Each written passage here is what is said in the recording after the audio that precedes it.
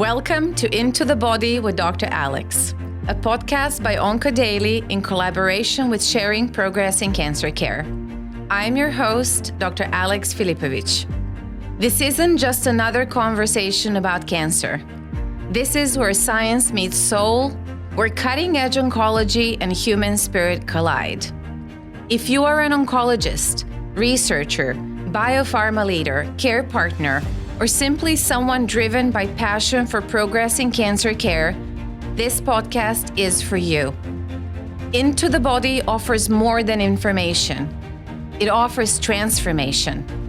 Here we uncover the unseen moments, the resilience behind the research, the emotion within the medicine, and the stories that rarely make the headlines, but are quietly shaping the future of care long before they are ever published in scientific journals. We will explore the scientific body of evidence, the data, the trials, the breakthroughs, the fact that drug development is not just a pipeline. It can be a lifeline. But we will also go deeper into the body as evidence itself. Each episode, we will be joined by oncologists, biopharma innovators, patients, and visionaries across the cancer care continuum to discover not just what's next in oncology, but what it truly means to heal. Expect precision therapies and personal truths, the intersection of biology, mind, and belief, drug development and medicine with a heartbeat. Subscribe now to Into the Body and be a part of a new kind of conversation in oncology. It is an honor to be your host. Enjoy the conversation.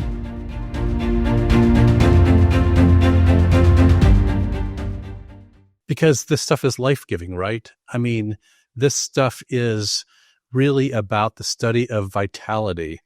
It's about waking up to the dignity and value of who we are and having the curtains part in a way that we can finally understand that we always have been who we've been trying to become through all of our striving. We are already who we want to be underneath all of this. And to remove the armoring, to remove the defenses so our hearts can experience the dignity and value of that. It's emotional, it's healing, and it's about connecting with a part of us that never can be hurt by trauma or stress or all the false beliefs that we acquire along the way. Amazing. I am so excited for everyone to listen. And we are going to share your book with the audience as well as other places where they can reach you. And the book is Cured, Jeffrey Rediger. Thank you for being here. Welcome everyone to this episode of Into the Body with Dr. Alex. It is my distinct pleasure and privilege to be joined today by one of the teachers and mentors that, unbeknown to him, he has been for me for so many years, Dr. Jeffrey Rediger. Jeff, welcome to this episode of Into the Body. Thank you for having me. I'm honored to be here. Such an honor. And for our audience, I would love to take a moment to read your bio, which really won't do it necessarily justice because there's so much more to say, but we're going to dive in deeper into the body in a moment. Dr. Jeffrey Rediger is a licensed physician, board-certified psychiatrist, and owns a Master of Divinity degree from Princeton Theological Seminary. He has received numerous awards related to patient care and has been nominated for the National Bravewell Leadership Award, which recognizes physicians making significant contributions to the field of integrative medicine. His work has been featured on multiple shows, including the Oprah Winfrey Show, and he continues to teach on the faculty at Harvard Medical School. Jeff is currently based in California, and we are going to find out at the end of this podcast which season of his life we find him at. But Jeff, your career in medicine, in research, in science, and in humanity has really shaped the field, has taught so many of us. You're such a leader and such an example, such a role model. What I'm interested in is your earliest context from your childhood, from your faith. from your Amish background that you share in the book. And how has that played a role for Jeff, who's sitting before me today? Well, it's a really excellent question. I was born into a very rural and conservative family, and so I went to public school, but I was living in a very different world at home where radio was not allowed, TV was not something we had much access to. We had stone ground wheat with made great bread and muffins and that sort of thing. But it was a very conservative world and very confusing because the worldview taught at school was very different than the worldview taught at home, where the Bible was thought to be sufficient for all knowledge. So I began at an early age to try to figure out what's true. How do you reconcile these irreconcilable worldviews? And that eventually, and it was also a very violent home. So it was very confusing. So I was like a bat out of hell when I turned 18 to go to college and then to seminary to try to sort out my confusion, and then med school from there. Thank you so much for sharing that. Something strikes me right off the bat. It feels to me like you as a child and as a young man, an adolescent, were in an environment where reconciling seemingly irreconcilable differences was something that was the norm day in, day out. Yeah. And it doesn't escape me that if I take a look at your endeavors and your mission in medicine, it feels to me that that mission has continued and you have carried that through line into medical sciences. And we'll get into it straight away, really reconciling what is seemingly irreconcilable. And that is modern medicine and spontaneous healing. That's well said. That's been a really big set of questions for me. So this book, Cured, and we are going to link it in the show notes for everyone, of course, and we'll provide all the other resources for how people can find you.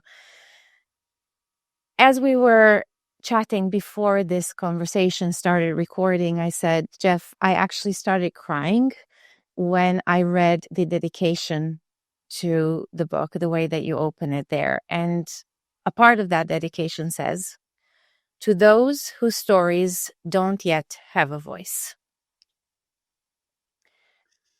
And thank you so much for bringing this book to life and your work to life for all of those whose stories don't yet have a voice. I feel like we all see them in clinic all the time. Yep. What is the voice that you wanted to bring with this book and with your work in general?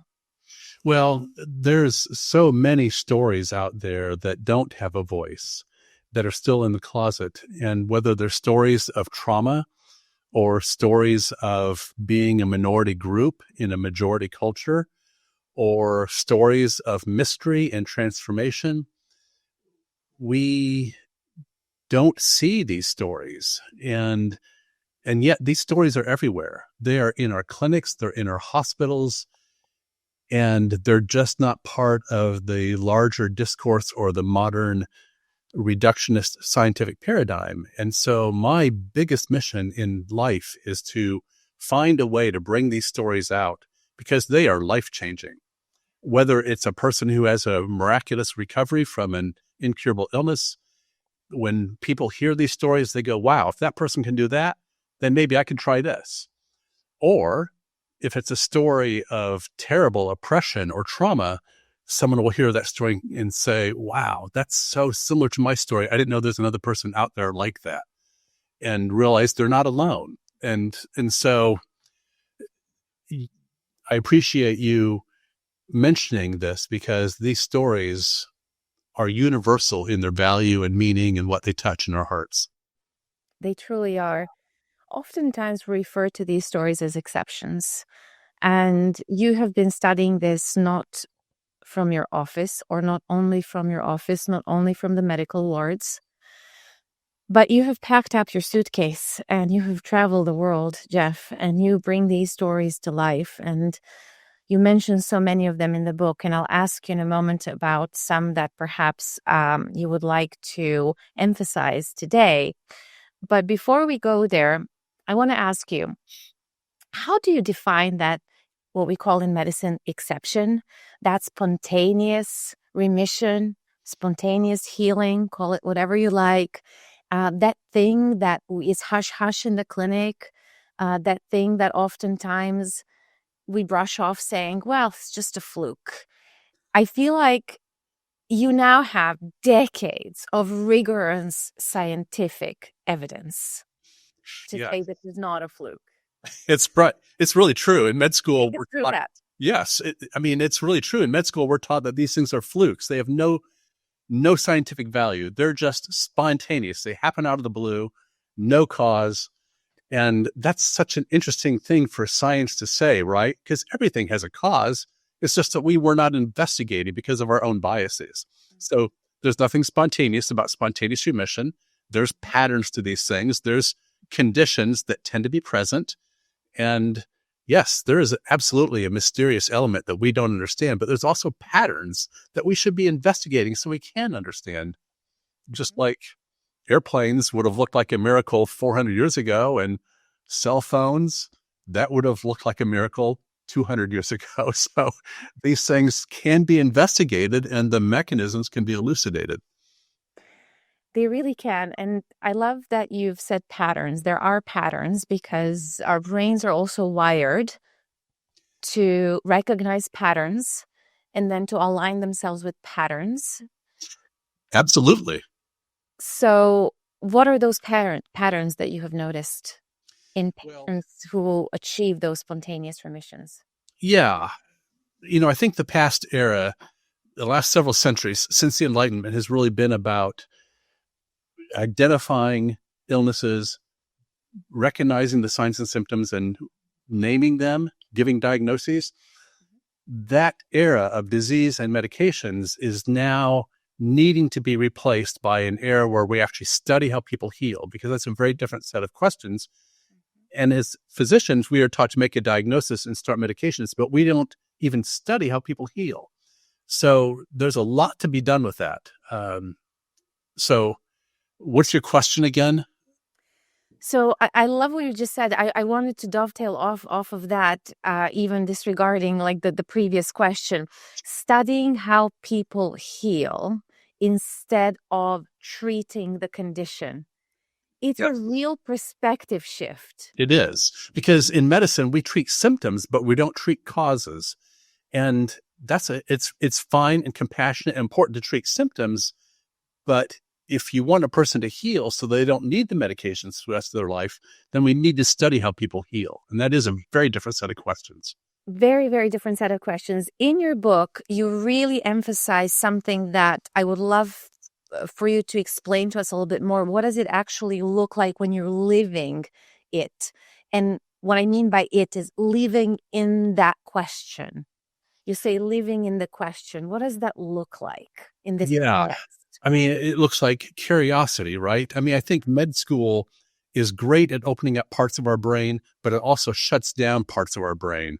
And science, at its best, when it's not reductionist the way it sometimes is, it's about curiosity. It's about openness to big questions. It's openness to mystery. It's openness to what we really don't understand and trying to track that and go out and map a new field that we don't know anything about. And that requires that we adjust our methods to understand a phenomena that is not something we've historically known how to capture. Absolutely. Typically. And in terms of the structure that underpins the story of people then achieving spontaneous remission, you speak about physical activity, about nutrition, about gut health, about social connection. You mentioned the word micro connections that are crucial for parasympathetic system to be online as rest and digest, safe and social. You mention spirituality, purpose. So could you tell us a little bit about what you have witnessed in the patients that you have seen through over the course of decades and how their lives have changed through these different categories of their life. Yes. Yeah, there's so much to all this. It's astonishing. In the early stages of this, I thought nutrition would be important and healing the stress response would be important. But over a period of 20 years, I've really experienced a transformation, both personally and as a physician, in how I understand what's true and how these healings happen. I never expected that the most important part of healing is to heal your identity and wake up to the dignity and value that you bring into the world, and to realize that that's over and over what I saw is that this is where people would sit up in their chair, their eyes would light up, they would lean forward and say, this is what this healing is all about, and this is why I'm so grateful for the illness that I had. And that was astonishing to me. And sometimes these shifts happen over a period of time. Sometimes their healing occurs over several years, but sometimes it's shockingly quick. It's really, really fast. Sometimes it's a few weeks. Sometimes it's far less than that. And that brings us into the realm of just the mysterious power of what it means for one's heart to heal. And it raises lots of questions. To what degree is the body a metaphor for something that the deeper self or soul is trying to understand and learn? It's just, the questions are just astonishing, and great humility. I feel humbled before these stories sometimes, because they're so much bigger than us, and they reveal that we are all so important. Each person brings something of such dignity and value into the world, and to wake up to that is a sacred process. And it's been an honor to get to witness these stories. It really, really is. It's so humbling to be a physician and to witness those journeys and to hold space for those incredible transformations for our audience, and so that they would still put a diagnosis to what you're saying. Could you give us some examples of actual medical diagnosis that you have seen people had and that they have healed from? Yeah. Boy, where to start? There's been so many. Melanoma is a story that comes to mind. I told this story in Cured about this woman who in St. Louis was diagnosed with melanoma. It's a skin condition. She was stage 3, 3B, so it was metastatic, and she only had a limited time to live. But I decided to put this in because the science of it was so rigorous. She was being seen at Washington University in St. Louis by a world-class dermatologist who was measuring the mass on her neck every 2 weeks. And she also didn't do the path of surgery, for example, because the neck is so full of vital structures. You've got your trachea, your esophagus, you've got your internal and external carotids. You have all these arteries and nerves and everything. You can't just go in there and take a mass of cancer, a tumor out. It's interwoven with everything. So they couldn't do the cancer. And they had tried the chemo, but she had got sick and couldn't complete it, and it didn't do anything anyway. And so sometime after the chemo was done, she had these dreams that started to occur. And these dreams initially started out where she felt something like she was at home. There was this presence. There was this hand that appeared with an empty journal. And it had a lot of meaning to her because these dreams felt like somehow this was associated with home in a way that was emotionally resonant for her. And so she started journaling at night when she would wake up after these dreams. So she was kind of rebellious, kind of rebelling against the conservative family atmosphere. But then also carrying this burden of feeling like she was not quite good enough and didn't fit into the family. So she called her 20s the decade of pain, or the decade of fatigue. She called her 30s the decade of pain, just lots of physical pain that doctors couldn't diagnose. And she was diagnosed with Lyme disease and chronic fatigue and a few other things. But then in her 40s is when she was diagnosed with a cancer. And it was in the context of these dreams that she started having regularly. And she started to realize, well, maybe she wasn't this misfit that she thought. Maybe she actually brought something perfectly imperfect into the world as she was. And she started to realize in the context of these dreams that her family actually needed her to help them lighten up with their conservatism and become more open as a family to see the humanity and dignity of themselves and each other. And as that began to sink into her body and she realized that she'd had a real misunderstanding of her value and all this shame and guilt that was falling off of her, her tumor began to shrink very quickly in her neck. And it was, I have a picture, a slide that is her handwriting, because she was writing down these measurements in her journal every 2 weeks. And it's astonishing because it was shrinking approximately a half inch every 2 weeks. And it was in the context of these dreams. So it wasn't during a time when she was getting chemo or any other treatment. It was the only treatment was these dreams at the time. She was doing other things with nutrition and that sort of thing. But it's just an astonishing story that pairs so well. And so the data is great, right? I mean, world-class dermatologist doing really rigorous tracking of her symptoms and measurements. And at the same time, she was having these dreams, and you just can't make this stuff up. And it really touched me. And that's one of the stories among many others that helped me understand that healing our experience and the false beliefs we have about our value is often a path into healing something that can be really deep. Indeed, it really, really can. You've just reminded me of something that I like to speak about often, and that is, again, something that I learned only after years and years of practicing oncology, and that is the actual origin of the word, obviously from Greek, onkos, which means burden. That's interesting. I did not know that. Indeed.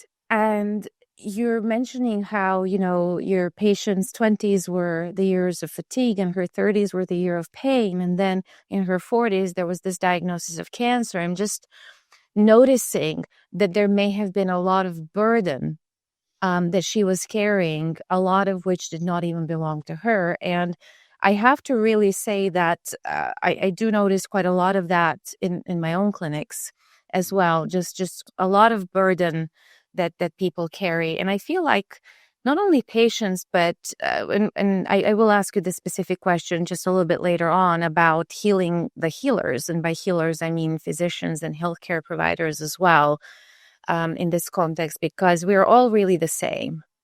And not here to fix the patients because they're not broken, not here to help them because we're not above them, but really here to humble ourselves and to serve in order for them to get back home to themselves. That's such an important point.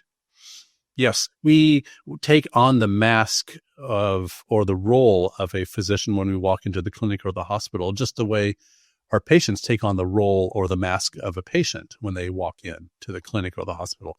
But the truth is, all of us are also parents or sons or daughters or lovers.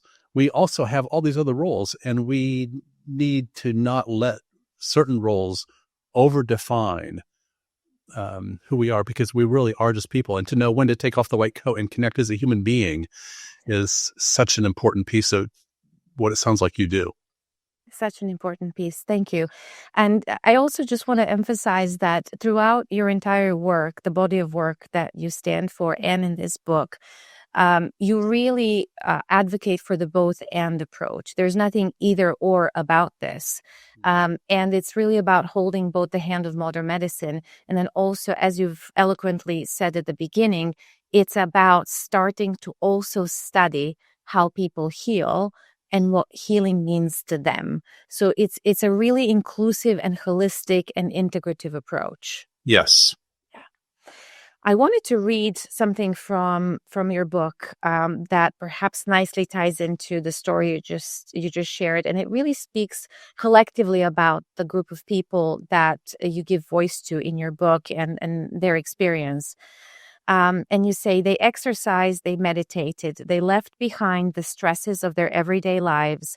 They turned inward and faced themselves, their fears, their forgotten dreams, their beliefs about themselves and the world they had never before questioned. They reinvented themselves, often completely rearranging the bedrock of their lives. They believed that healing was possible. Well, and one of the things we've talked about before is that doctors are really good at not giving false hope. And that's important, right? Because the burden of illness can be very heavy and the prognosis can be poor. But the people who do find these pathways to amazing healings and transformation, they also need grounded hope that is rooted in real medical evidence. And so we don't want to give false hope, but we also don't want to take away the possibilities that are associated with grounded hope, because Absolutely. these people who find these doorways into these amazing healings, it's hope that helped them find that pathway, to find that door that nobody knew was there. Yeah, absolutely. I would love to shift gears right now into identity. And I feel like we've touched upon that in the patient journey that you've just presented to us. At the risk of overquoting, I'm still going to do it because you have here a beautiful note from Hippocrates, who says, before you heal someone, ask him if he's willing to give up the things that made him sick.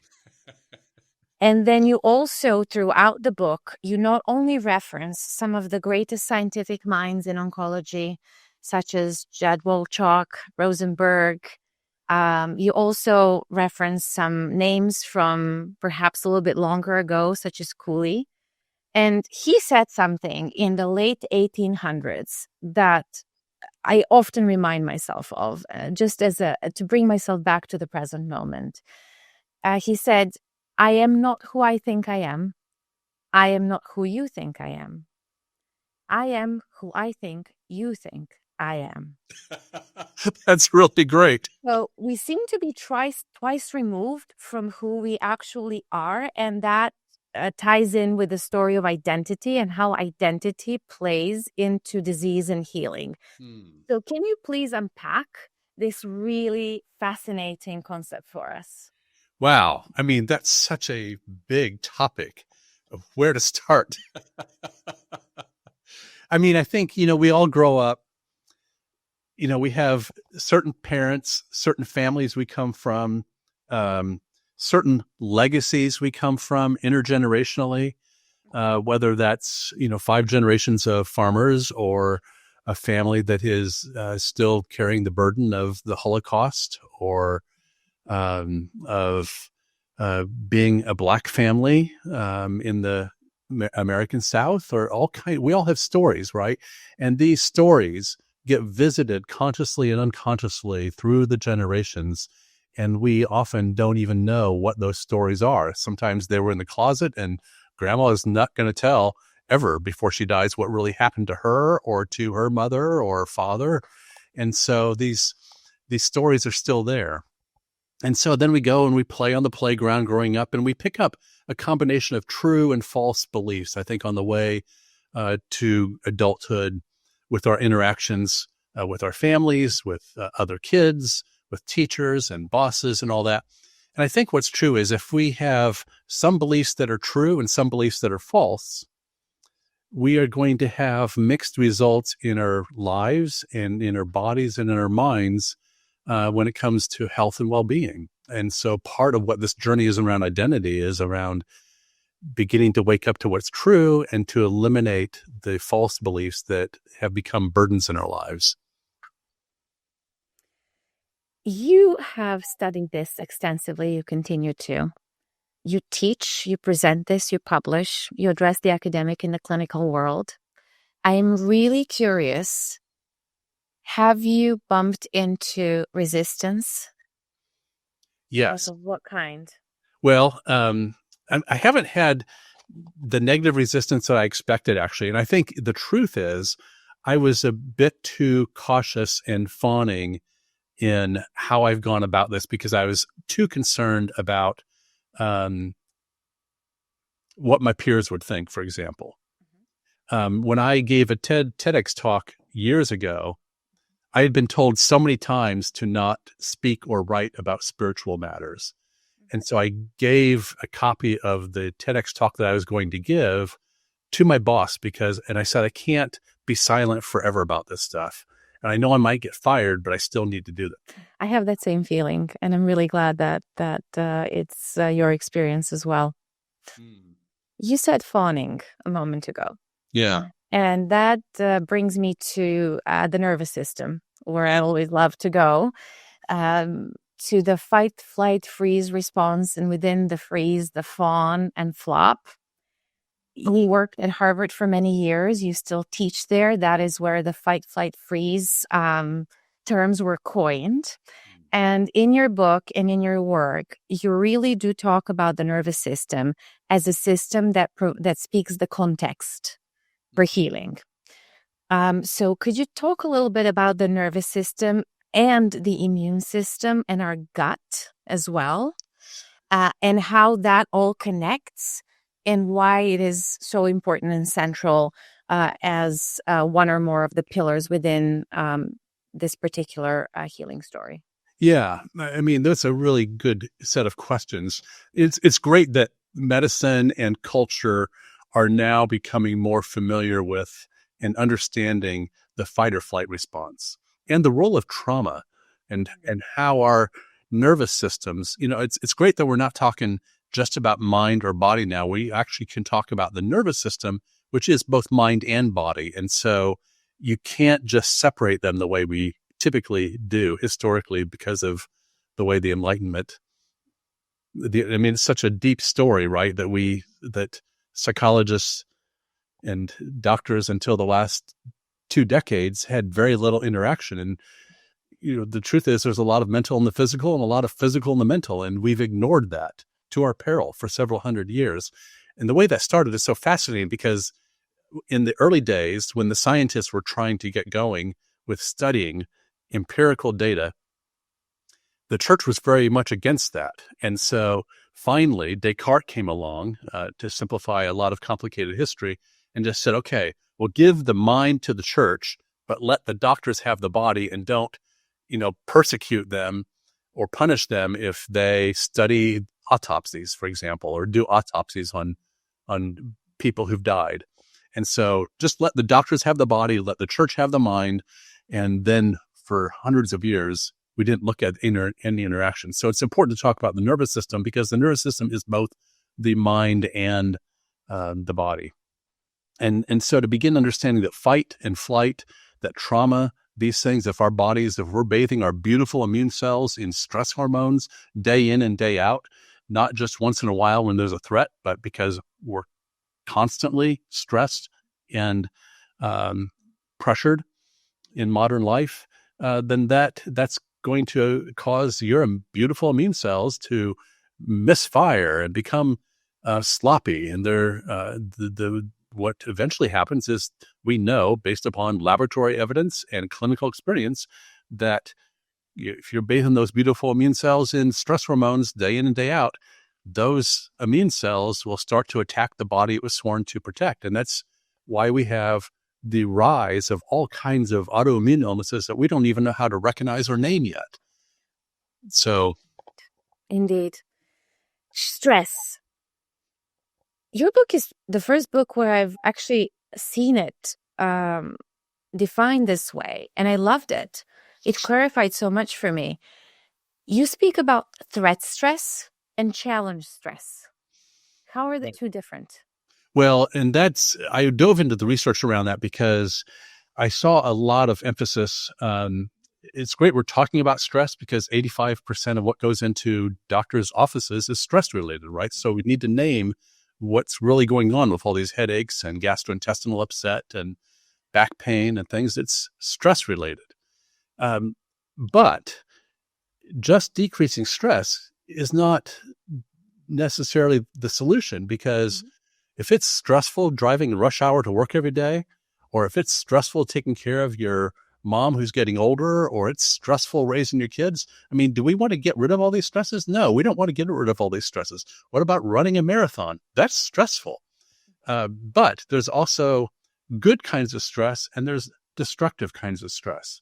So when I used to lead wilderness trips as a kid, when I was a college student, we actually looked to use the wilderness to create stress. We would look for the knife edge where stress was high, but it was the opportunity to learn and to expand one's capacity to tolerate stress so that they could really become who they are. And so that's like running a marathon, right? You're trying to expand your capacity to be who you really are in the world. And for one person, that might be destructive stress and be harmful, but for another, that's an opportunity for liberation and expansion. So we just need to have some nuance in the way we look at what stress really is. And I guess it's really, really helpful for all of us out there to know that there are these different types of stress, because if we perceive them all as one, then it's going to trickle down biochemically into our body as one molecular imprint. But if we are aware that there are different kinds of stress, then automatically through the mind-body connection, we are going to send a different kind of a molecular message, and therefore information from our nervous system to our immune system, and therefore our physiology is going to handle threat stress and challenge stress very, very differently. Would that be an accurate way of positioning? Absolutely. Yep, that's absolutely true. Yeah.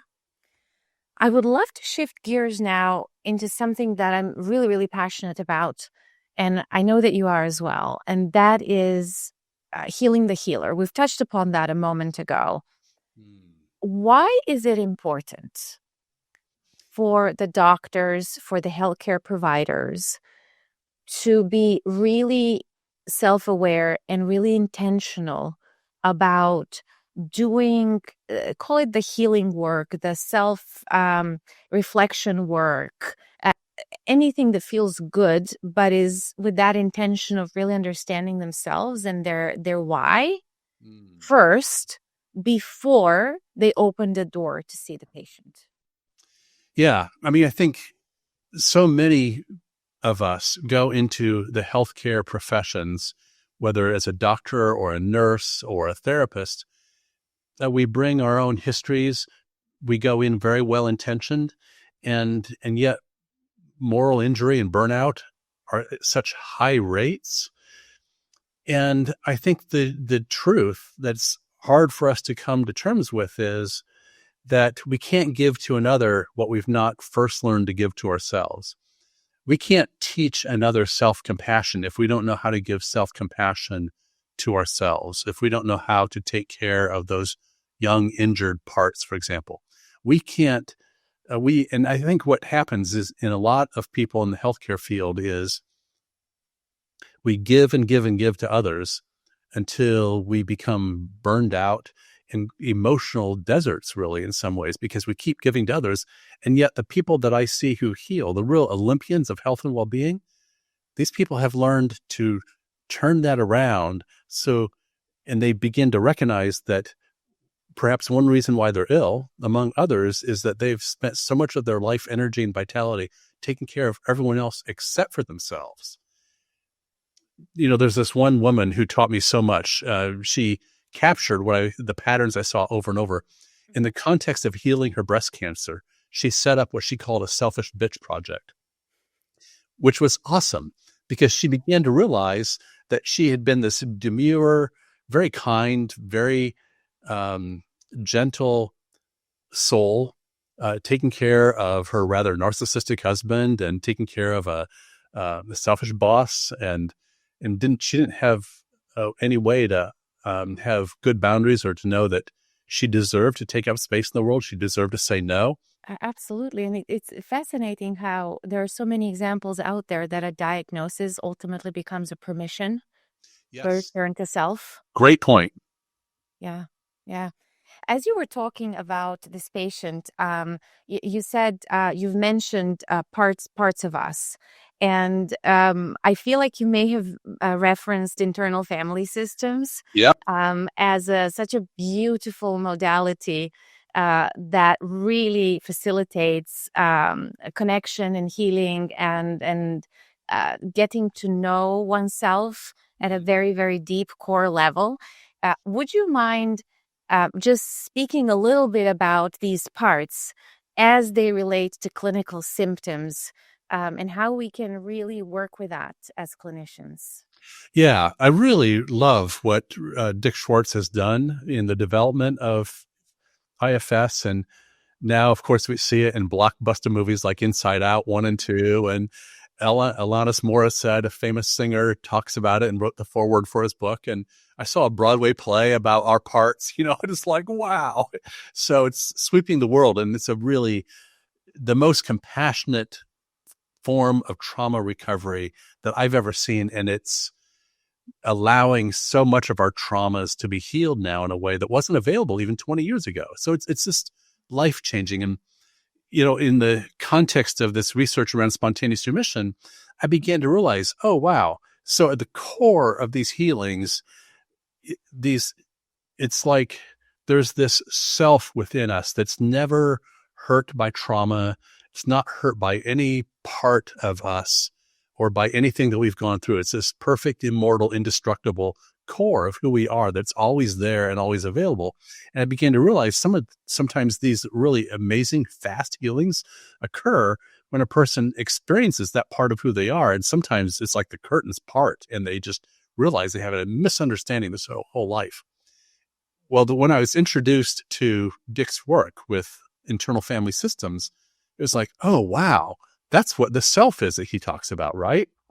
And the relationship of the parts to the self, where we all have these parts that sometimes are in conflict with each other, whether it's the angel on our shoulder that urges us to get a New Year's resolution, and then the devil on the shoulder that encourages us to break that resolution 2 weeks later. So we all have these parts that sometimes are not in agreement with each other, and we struggle with them. And sometimes it helps to just bring them into dialogue internally through a process of internal dialogue and conversation to understand these different parts of us that want to do one thing, but we have another part that wants to do something else. And it's a way into understanding, and it's a way into understanding some of our illnesses too, because, Dick has definitely been doing some nice work where a person's physical symptoms or illness can actually be a part that's talking to the person and saying, maybe you're overworking, or maybe this relationship is actually harmful for you. It's a fascinating inquiry. Yeah, it really, really is. I tend to say in clinic that when there's ultimately a diagnosis, the body has spoken its loudest. And previously it tried to speak in whispers. Truth tends to speak in whispers, and diagnosis tends to shout. Good way to say it. We seem to have adjusted our settings to very loud volumes. So I feel like a lot of this work is bringing us back into a quieter place, and a place where that truth can actually be heard. Yes, I think that's really well said. The illness often is not just an illness. It's a message from the body or from the deeper self, I think. Yeah. Not all the time. I mean, sometimes a person's sick because of pesticides in the environment, or different kinds of injuries that have occurred, or poor nutrition. But there are absolutely times when it's worth asking if the body is sending a message. Yeah, absolutely. Jeff, I'm very curious. How do you walk this talk? How do you talk to your body, your immune system? What are some of the practices that you have adopted? I'm sure this is a dynamic process, and it won't look the same today as it was maybe 5 years ago, or maybe even yesterday. But overall, what have you found is most valuable for you personally? I've been a slow learner. I'm tough. I will say it took me a long time over a period of more than 20 years to start to really get the deeper messages here. In the early years, I was looking at nutrition and stress and that sort of thing. And it took years to begin really understanding that this at a deeper level is really about waking up to the dignity of who we are, giving up the armoring and the defenses that we've acquired around this, and finding a way to open our hearts to ourselves, to others, to experiencing life in all of its vitality and immediacy and who we really are. It took me years to start to understand and see that, and to finally make sense of, that person didn't change their nutritional level at all, and they still got better. So there has to be something deeper going on here. And I really want to point out to the audience that you just saying that it took you a long time to get there is precisely the vulnerability that is a reflection of an open heart. Well, thank you. Yeah. Yeah. I mean, everyone has a story out there, right? The details might differ, but these stories are universal. Yeah. They really, really are. Yeah. For our listeners, for our colleagues, for the patients who are perhaps just getting familiarized with this work or are recognizing that for them now it's perhaps time to look into it more deeply, maybe they've known about it for a while, what are some of the practical steps, some practical advice that you can give them that would also balance ethical caution with radical possibility? Yeah, good question. You're right, because we don't want to provide false hope. We do want to provide grounded hope that's rooted in evidence. And I think different people want to start in different places in this journey.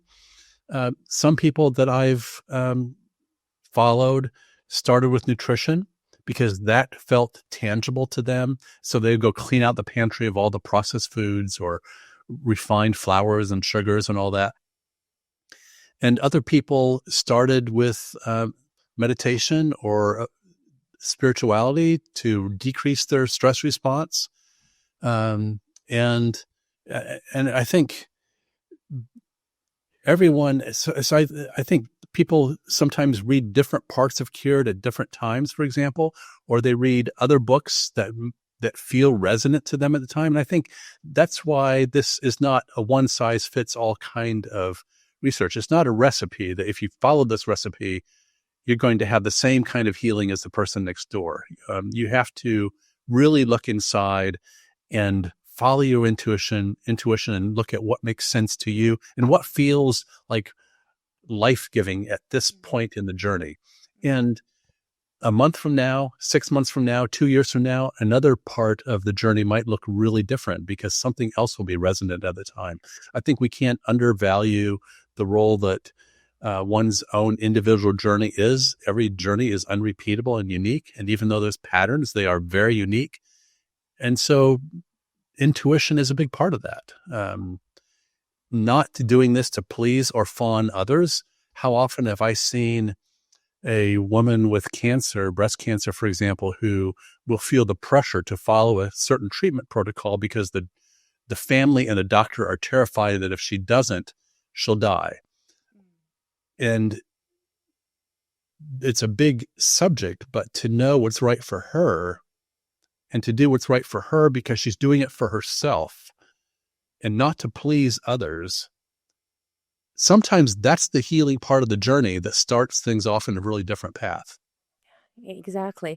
And I love how you said it's life-giving. Wherever you start, whatever you choose, the ultimate intention is that it's life-giving. Yeah. And it feels to me like, again, it's the both-end approach like you advocate for. And it's that beautiful marriage almost of modern medicine and this type of an offering and an invitation that addresses that space between a blood test and a scan. Yes. You know, where the whole person lives. That's right. In between. The in between, exactly. Yes. Yes. The thing that's the vitality that you can't catch or control, it just it's caught more than taught. I love it. Yeah. Love it. I have it. Well, this feels like a good place to ask you a couple of final questions, Jeff. Which season of your life do we find you at today?